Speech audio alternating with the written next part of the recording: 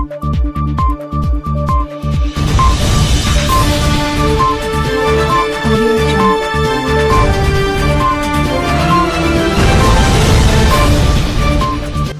पौर विवाद एवं चरम सीमार कार्यनिर्वाही अधिकारी विवाद घटना रे बीजेपी और बीजेडी मुहांमुही।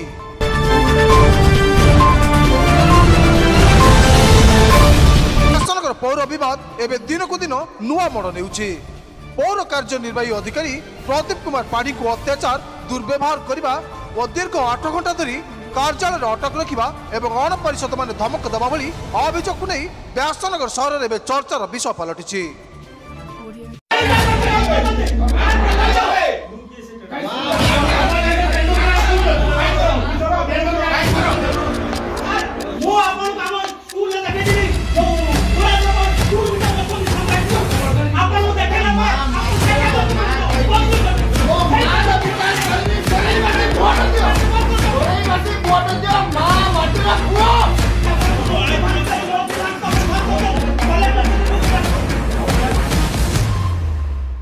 तेबे एभली घटना को नहीं निर्वाही अधिकारी अभियोग आधार में कोरे विधायक आकाश दास नायक यह बारण करते तदंत करी दोषी कार्यानुष्ठान नापी प्रतिक्रिया रखिते गणमाध्यम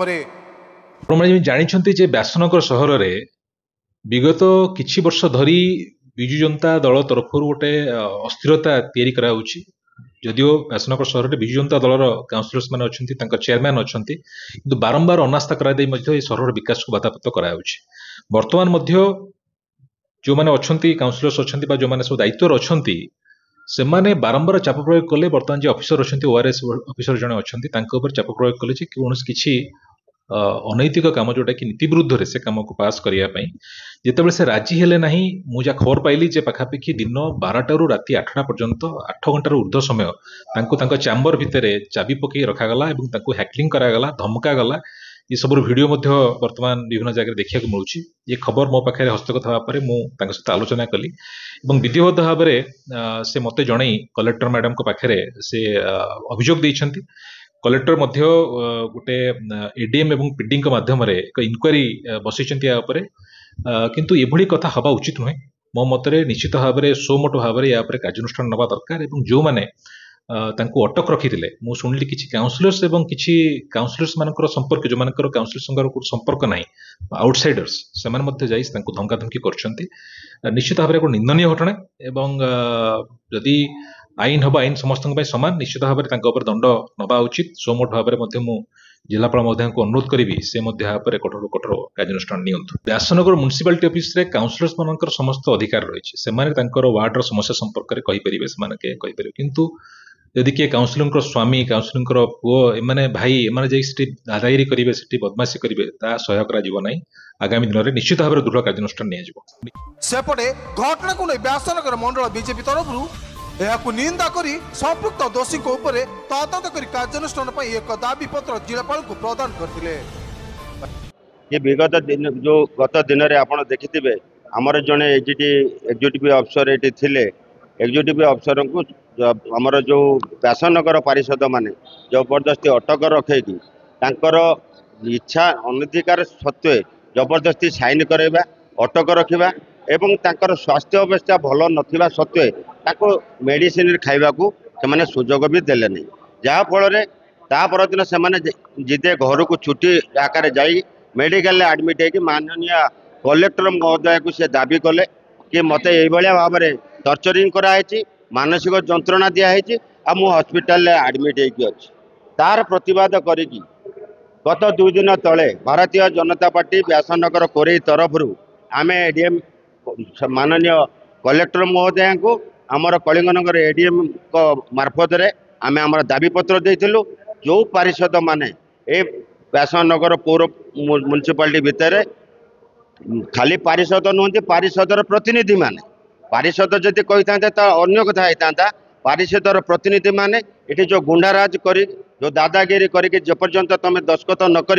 से पर्यंत जापरनि ये जो अटक कले गोटे शोभनीय नुहे एरा को भारतीय जनता पार्टी निंदा करुच्ची। अन्यपटे समस्त घटना को नहीं विवाद भितर छंदी हो जाइछंती कोड़िए पारिषद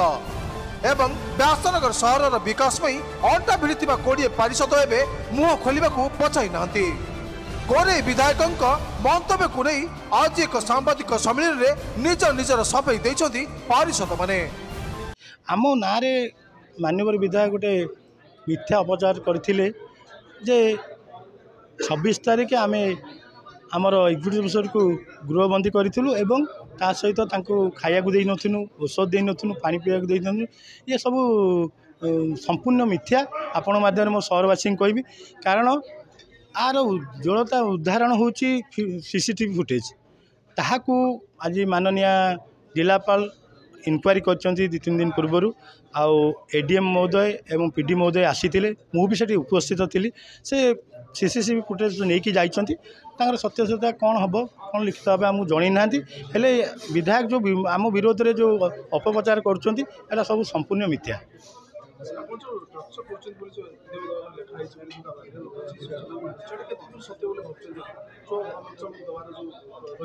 ना धमक चमक दिहाई नहीं आम सेमती गोटे माड़पीट करने सारे आम सहित आमर आम विलम्ब होता जो से बहुत आलप देखिए कि आमको 10-12 दिन जो लेट करदे टेंडर प्रक्रिया को से गोटे आलोचना करने जाइथिनु।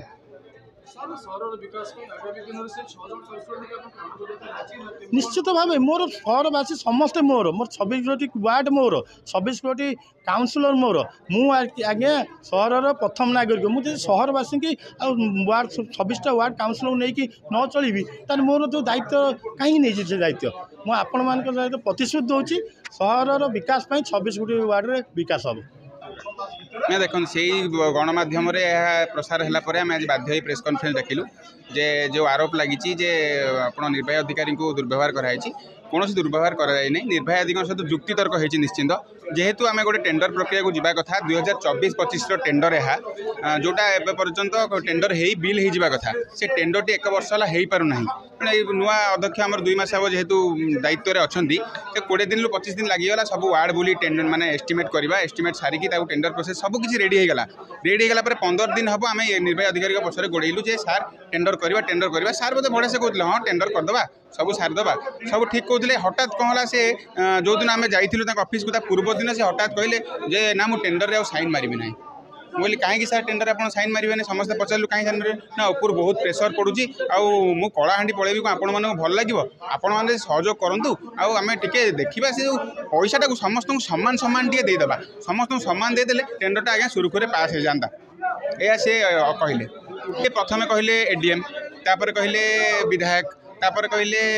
मत पीडी कहते तेणु आम जो एडीएम को भी से जो गणमाध्यम प्रतिनिधि किसी थे भाई सी एडीएम को प्रतिक्रिया ने आम उपस्थित प्रतिक्रिया ने एडीएम कहले व्यासनगर पौर परिषद गोटे सेल्फ बॉडी तार निष्पत्ति अत्यधिक माने अधिकांश काउंसिलर जो निष्पत्ति ने गृहीत हम तेणु मु एडीएम कलिंगनगर मु कहीं व्यासनगर म्युनिसिपालिटी मुंड पुरेबी तेणु मिथ्या बोली से कहते सब मिथ्या या पछरे गोटे राजनैतिक षड्यंत्र अच्छी आपण भावतु जे वर्षे है टेंडर होने और वर्षे है राज्य सरकार परिवर्तन घटी परिवर्तन सरकार पर जे टेंडर प्रक्रिया को अटके दी कारण से म्युनिसिपालिटी बॉडीटा जेहेतु विजु जनता दल अख्तियार अच्छी तेणु यह राजनैतिक प्रयास चलती तेबे विधायक जो मंतव्य देइछंती और निर्वाही अधिकारी जो अभियोग करछंती ता संपूर्ण मिथ्या भित्तिहीन बोली रोकठोक कहछंती पौर अध्यक्ष सुभाष चंद्र बल। खाली एतिकी नुहे कोरे विधायक आकाश दास नायक व्यासनगर सहर विकास और टेंडर प्रक्रिया रे रोक लगाई विनाश करने को षड्यंत्र रचिथंती बोली कहवाकू पछाई नांती पारिषद माने। सेपटे 20 पारिषदों मंतव्य को नहीं बीजेपी एक सांबादिक सम्मेलन में मुहूर्तर जवाब देवाकू पछाई नहीं जो 20 पारिषद आज विकास विकास कही कुंभीर कांदड़ कांदुछंती सेही माने ही खोद व्यासनगर सहर विकास रे बाधक साजिछंती निजर व्यक्ति स्वार्थ और पीसी कारोबार बजाय रखा पूर्वतन पौर अध्यक्षा संगीता पिंगुआ को अनास्था हटाई आधिपत्य विस्तार करछंती सहर में कौन विभिन्न समस्या जाए कार्यकारी होइनी अनास्था बीजेडी वर्सेस बीजेडी अध्यक्षा महोदया प्रत्यक्ष भाव में व्यासनगर निर्वाचित होइतिबा सत्ते व्यासनगर बीजेडी पारिषद माने अनास्था आनिले तार गोटे कारण एमानकर पीसी कारोबार संपर्क आमर पूर्वतन जो अध्यक्षा थिले संगीता पिंगुआ महोदया या से बारण करुले ଯାହାଫଳରେ ଏ ପାରିଷଦ ମାନେ ଅନାସ୍ଥା ଆଣି ତାଙ୍କ ଗାଦିରୁ ହଟେଇ ବର୍ତ୍ତମାନ ଆପଣଙ୍କର 15 ନମ୍ବର ପାରିଷଦ ଯେଉଁ ଭାଇସ୍ ଚେୟାରମ୍ୟାନ୍ ଥିଲେ ସୁଭାଷ ବଳଙ୍କୁ ଅଧ୍ୟକ୍ଷ ପଦରେ ଦେଇଛନ୍ତି। ବିଗତ 2 ମାସରେ ସେହି ଥଣ୍ଡା ବସ୍ତିରେ ଖାଲି ଗୁଣ୍ଡାଗର୍ଦ୍ଦି ଚାଲିଛି, ଝଗଡ଼ାଝାଣ୍ଟି ଚାଲିଛି, କୌଣସି ବିଲ୍ ନାହିଁ। ପ୍ରତ୍ୟେକ ରାସ୍ତାରେ ଚାଲନ୍ତୁ, ପ୍ରତ୍ୟେକ ୱାର୍ଡରେ ଯାଆନ୍ତୁ, ପାଣି ଜଳମଗ୍ନ। ଟିକେ ଯଦି ପାଣି ବର୍ଷା ଯଦି ହେଉଛି ସବୁ ଏରିଆରେ ଜଳମଗ୍ନ। ମଶା ମାଛିଙ୍କର ପ୍ରବଳ ଇଏ ଉତ୍ପତ୍ତିତ ଚାଲିଲାଣି, କିନ୍ତୁ ସହରରେ ନା ବ୍ଲିଚିଂ ପାଉଡର ପଡୁଛି, ନା ମଶା ଔଷଧ ପଡୁଛି, ନା କୌଣସି ଡ୍ରେନ୍ର ସୁବିଧା ଅଛି, ନା ଜଳର ନିଷ୍କାସନ କରାଯାଉଛି। ଟେଣ୍ଡର ପ୍ରକ୍ରିୟାରେ ପକ୍ଷପାତିତା କରିବା ଓ ସହରର ବିକାଶ କାର୍ଯ୍ୟ ନକରି ଓଲଟା ନିଜର ପାରିବା ପୁଣିଆକୁ ଲୁଚାଇବାକୁ ଯାଇ ପରେ ବିଧାୟକଙ୍କ ଉପରେ ଅଯଥା ଦୋଷ ଲଦି ବଦନାମ କରୁଛନ୍ତି ବୋଲି ରୋକଠୋକ କହିଛି ବିଜେପି। ଆପଣମାନେ ଜାଣିଛନ୍ତି ବିଜୁ ଜନତା ଦଳ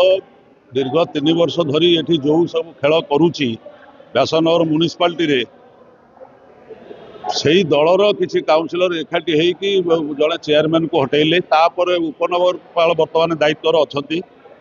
କିନ୍ତୁ ସେମାନେ ଏବେ ମଧ୍ୟ ସେମାନେ ସହରର ଉନ୍ନତି ଜାଗାରେ କେବଳ ବିଧାୟକଙ୍କୁ ଦୋଷ ଉପରେ ଦୋଷ ଦେଇ ଚାଲିଛନ୍ତି। ଆଜି ଦିନ ଗୋଟେ ବେଳେ ଆମେ ଖବର ପାଇଲୁ ଯେ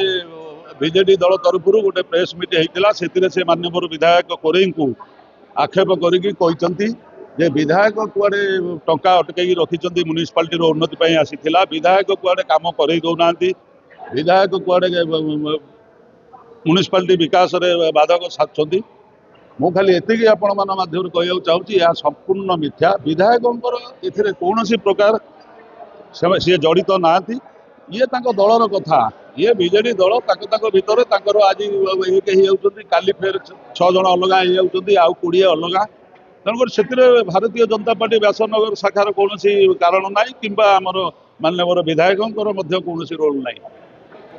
ନାଇଁ ଦେଖନ୍ତୁ, ସିଏ ଯେଉଁ ଅଭିଯୋଗ ଆଜି ଆଣିଛନ୍ତି ବିଧାୟକ ମ୍ୟୁନିସିପାଲିଟିର 4 କୋଟି ଟଙ୍କା ଅଟକେଇ ରଖିଛନ୍ତି, ସେଟା ଏକଦମ ଆମେ ଯାହା ଜାଣିଛୁ ଏଟା ମିଛ କଥା। ବିଧାୟକ ବରଂ ମ୍ୟୁନିସିପାଲିଟିର ବିକାଶ ଚାହୁଁଛନ୍ତି, ସେ ଟଙ୍କା କାହିଁ ଅଟକେଇବେ? ସେ ଟଙ୍କା ଅଟକେଇବେନି, ସେ ବିକାଶ ଚାହୁଁଛନ୍ତି। ସିଏ ଚାହୁଁଛନ୍ତି ମ୍ୟୁନିସିପାଲିଟିରେ କେମିତି ହୁଏ। ସେ ତାଙ୍କର ଆପଣମାନେ ଜାଣିଥିବେ କିଛି ଦିନ ତଳେ ତାଙ୍କର ହାତ ପାଣ୍ଠିରୁ ସେ କୋଟିଏ ପାଖାପାଖି ଟଙ୍କା 19ଟା ୱାର୍ଡରେ ମ୍ୟୁନିସିପାଲିଟିର ସେ ଦେଇଛନ୍ତି। ତେଣୁକରି ତାଙ୍କ ମନରେ କିଛି ନାହିଁ। ଏମାନେ ନିଜର ପାରିବା ପଣିବାକୁ ଲୁଚେଇବାକୁ ବିଧାୟକ ମୁଣ୍ଡରେ ଅଠା ବୋଳିବାକୁ ଚେଷ୍ଟା କରୁଛନ୍ତି, ଯୋଉଟାକି ମ୍ୟୁନିସିପାଲିଟିର ଲୋକ ଏମାନଙ୍କୁ ଠିକ୍ ସେ ଚିହ୍ନିଛନ୍ତି, ଏ କାଉନସିଲର ମାନଙ୍କୁ। ତେଣୁକରି ମୁଁ ଭାବୁଛି ବିଧାୟକଙ୍କର କୌଣସି ପ୍ରକାର ଏଥିରେ ଅସୁବିଧା ହେବ ନାହିଁ। ତେବେ ଏହି ବିବାଦ ଭିତରେ ବ୍ୟାସନଗର ସହରର ବିକାଶ ବଳି ପଡ଼ିଯାଇଛି।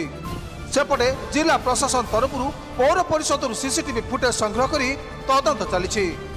ଖୁବ୍ ଶୀଘ୍ର ଘଟଣାର ସତ୍ୟାସତ୍ୟ ସାମ୍ନାକୁ ଆସିବ ଏବଂ ଦୃଢ଼ କାର୍ଯ୍ୟାନୁଷ୍ଠାନ ନିଆଯିବ ବୋଲି ସୂଚନା ମିଳିଛି। ତେବେ ଘଟଣାକୁ ନେଇ କିଏ ସତ କହୁଛି ଆଉ କିଏ ମିଛ କହୁଛି ତା ସହରବାସୀ ଠିକ୍ ଭାବରେ ଜାଣିଛନ୍ତି ବୋଲି ବୁଦ୍ଧିଜୀବୀ ମହଲରେ ଚର୍ଚ୍ଚା ହେଉଛି। ଯାଜପୁର ପ୍ରଶାନ୍ତ କୁମାର ପାତ୍ରଙ୍କ ରିପୋର୍ଟ, ନ୍ୟୁଜ୍ 1 ଓଡ଼ିଶା।